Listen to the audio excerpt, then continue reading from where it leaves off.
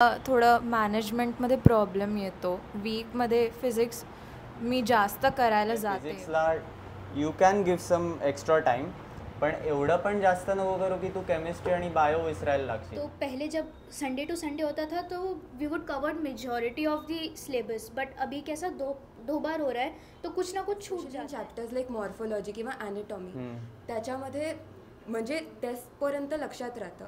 मग जेव्हा पुन्हा सुरू करतो तेव्हा ते पुन्हा असं न्यू झाल्यासारखं. एक्झाममध्ये प्रेशरच्या अंडर सॉल्व्ह होतात, बट देन घरी असं वाटतं की मला काहीच नाही. इवन दो मी चॅप्टर खूप वेळा केला असं वाटतं काहीच नाही. काय बोलू मी याच्यावर.